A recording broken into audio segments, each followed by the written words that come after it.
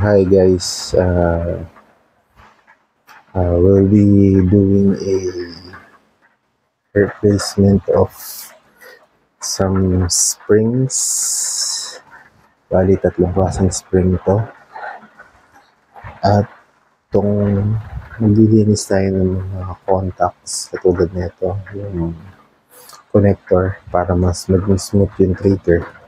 Kasi itong na-testing natin to sa range, itong Block 44. Tingnan nyo. Safety check. Safety check. So, empty. Tingnan nyo kung gaano ka-tindi yung tigas ng sobrang tigas ng trigger. Ang nangyayari sa sobrang tigas ng trigger, sa sobrang anticipation ko na targeting down, nagti-targeting up. So, bis na bumaba yung target or maging sakto, sobrang tigas. So, sobrang, ayan o, grabe tigas. Grabe tigas. So, yun. Subukan natin palitan ng mga competition spring. Ito yan. Nabili lang natin sa spring company. So, saan natin yung baril? Gawin natin itong guide rod, barrel. Tatanggalin natin to. Dito muna tayo. Sa slide muna tayo. Bago dito. Tanggalin muna natin to. Slide. So, kailangan natin ito. So, dito sa Block 44 medyo ibang story. Hindi siya parehas ng typical blocks. Tingnan yung plunger niya dapat ito bilog. Sa kanya parang minus. So, tapos kahit anong press yung gawin ko dito, hindi kaya. So, ginawa ko. Trinay ko na lang siya sungkitin dito. Dahan-dahan lang. Kasi yan, bumuka rin. So, tanggalin na natin dahan-dahan. Baka magtalsikan yung mga springs.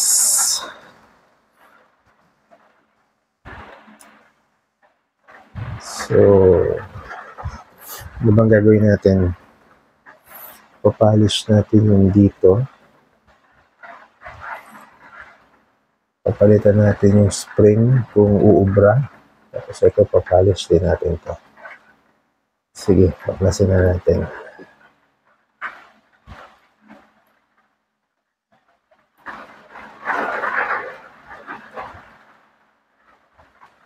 Ang structure. Ayan natin dito.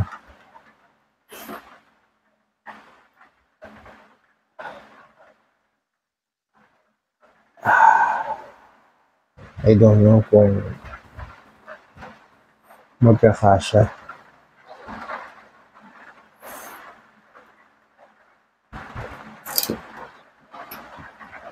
Ano yung structure? Ibang klase yung ano niya.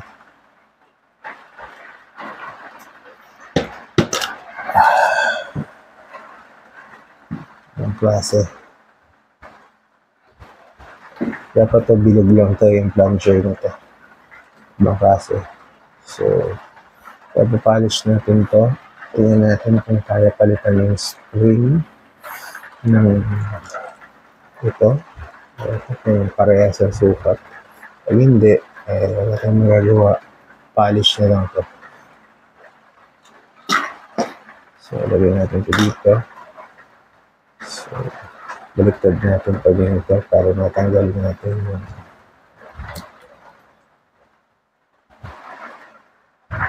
i-depress natin pababa itong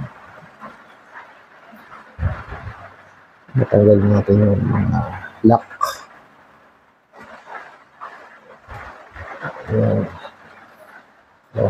Yan. So, we're back. So, compare natin yung springs kung pwede natin i-interchange. Pwede natin palitan. Kasi, syempre, ibang model to. Glock 44 versus sa standard Glocks. Mukha namang interchangeable. Yung sa plunger spring. Okay. Itong firing pin spring mukha namang okay din. So, try na natin to ikabit. Yun na pala, nalinis na natin, na-polish na natin siya. So kung makikita nyo, sobrang kinis na. Siguro, magiging madulas na to.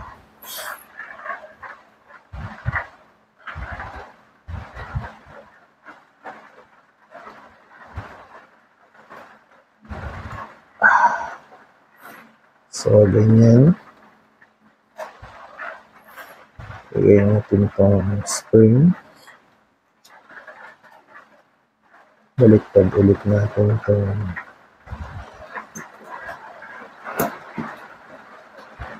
lalagay natin yung mga lock na parang sa valve lock sa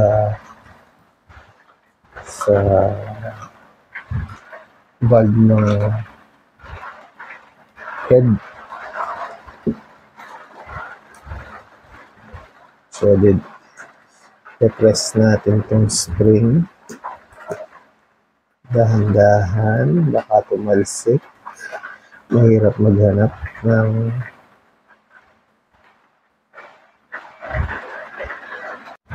yun. So, nakabit na natin. So, meron siyang kanal. So, wala nang magagawa kasi yan talaga lang. So, pasok na natin pag ganito. Yan talaga posisyon niya. So, kakabit na natin itong extractor spring at yung extractor mismo.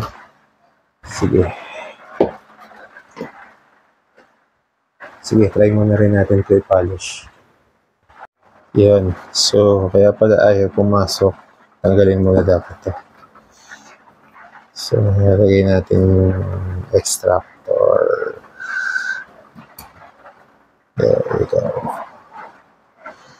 Lagyan natin yung spring. Lagyan natin siya ganito.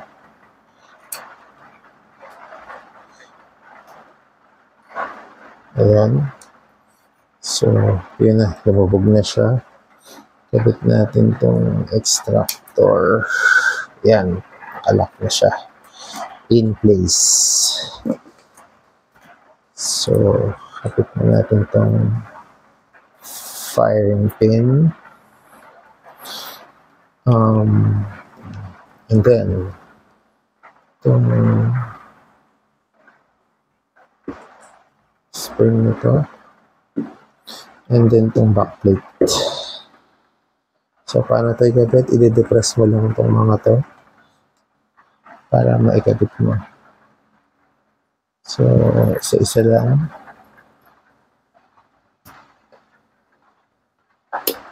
Oops. Extractor spring. Saka yung firing pins.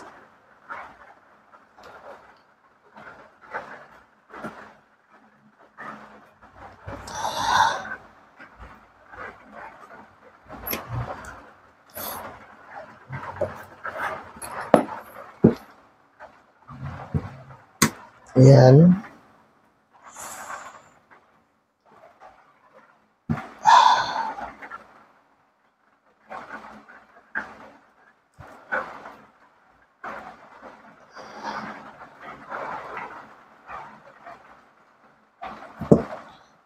Ayan. So, in place. Check.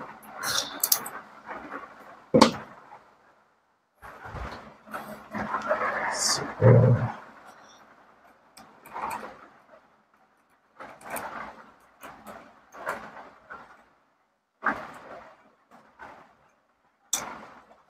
Ayan. So, okay na tayo kay slide. Tabihin na natin yan. Dito naman tayo.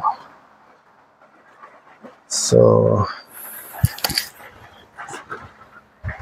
yun. So, Gen 5, dalawa lang yung pins. Kasi pagka Gen 1 to 4, to 3, to 4, dalawa yan. Meron pang isang rito sa para sa locking block. So, ano ba to? Ang galing. Kailangan natin ng punch.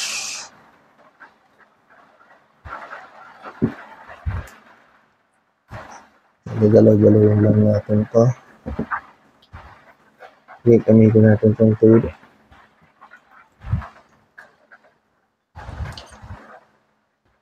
Ayun. Hindi kailangan pukpukan ng martilyo. Galaw-galawin lang itong tawag dito.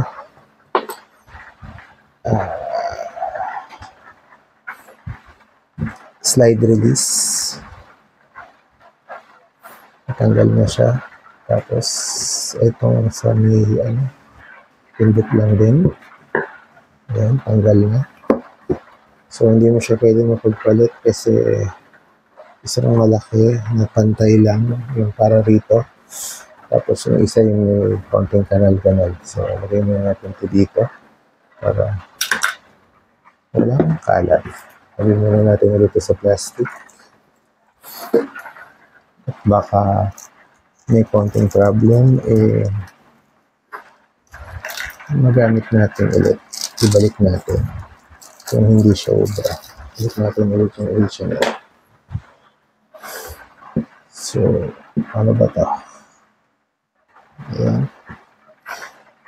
So, pubunutin mo natin itong mismong trigger housing.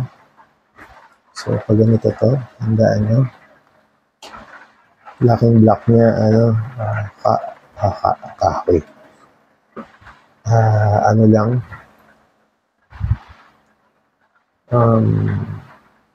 plastic. So, ambidextrous pala ito. Pwedeng kanan, pwedeng kaliwa. So, subukan natin tanggalin itong trigger. Yan, pinitik ko lang.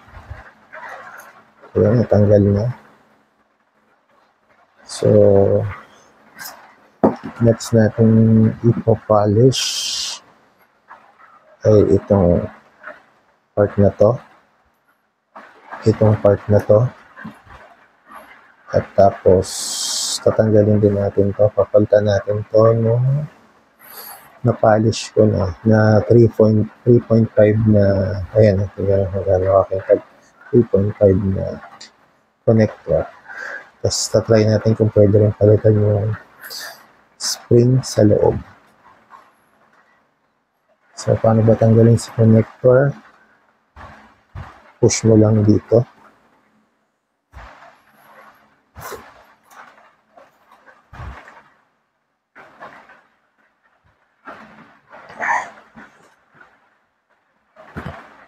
Medyo mahirap. So, sungkitin na lang natin dito.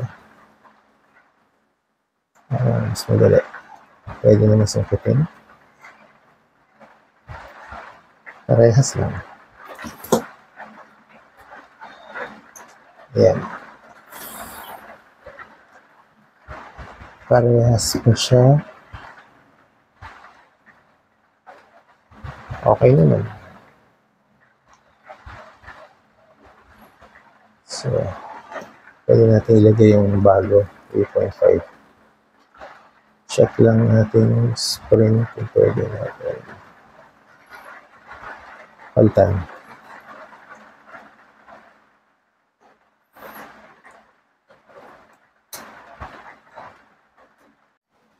So, yung spring na yun, hindi ko na siya masyado matanggal.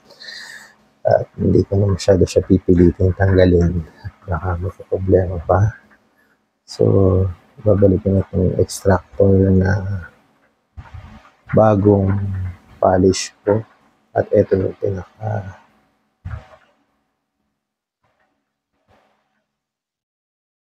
ayan. So, in place na siya. Punasan natin ulit.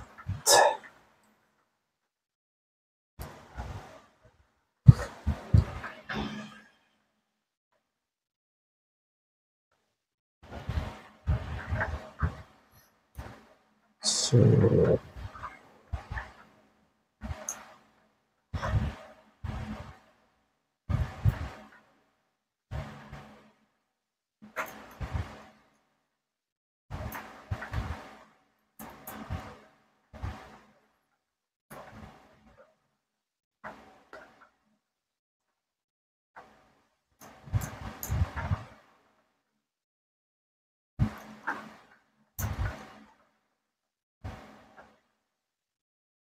ayan.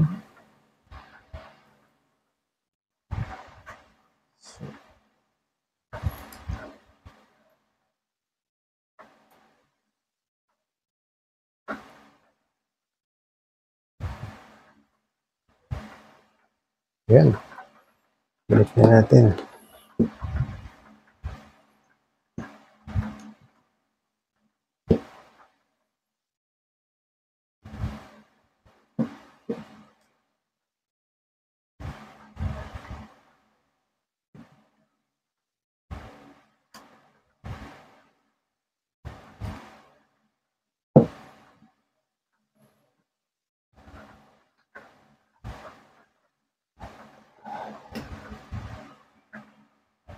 Locking block. Ayan. So, take to tayo.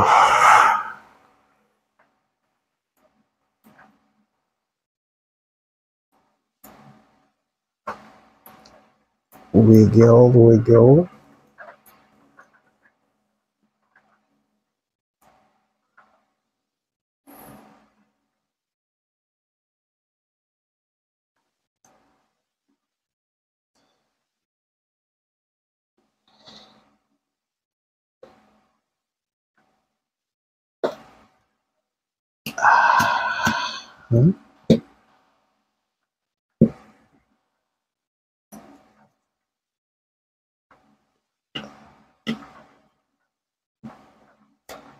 Extractor pala, hindi pala pa ganito.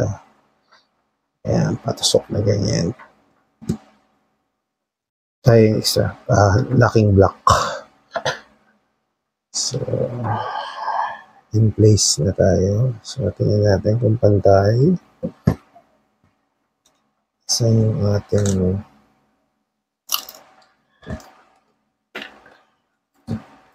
yung spring na ito, hindi na natin nakabit to eh. Para dito to eh. So, wiggle lang to. Kakabit na natin to dito.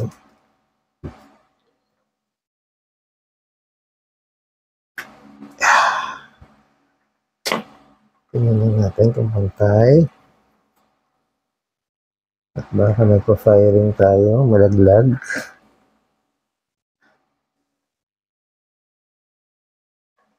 Yan. So, dito tayo.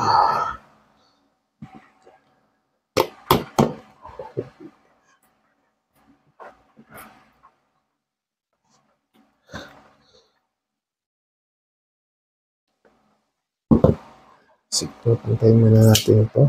Yan. At sigurado. Swak siya. Yan. Yan. Pasok. Siya talaga matatanggal kasi ano siya may parang mga kanal. Yan. So,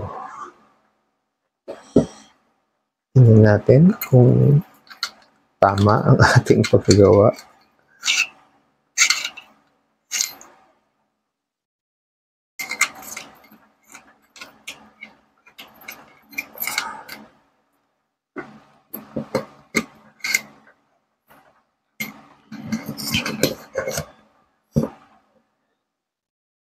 So, itong part na to ang dito sa may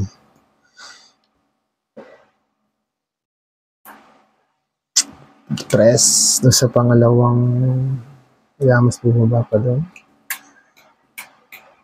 Ayan. Ayan. Testing. Balik ang slide.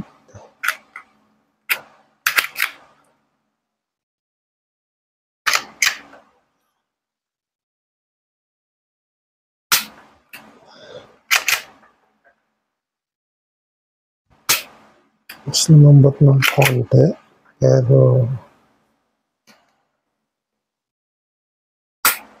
parang ganun pa rin. Pero nakatulong naman kahit paano. So, ayan.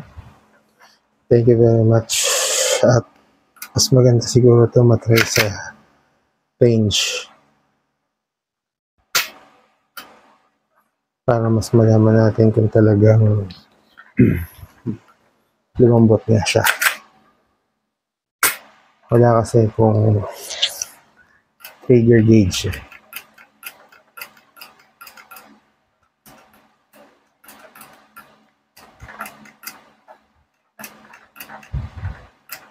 Okay, thank you very much po.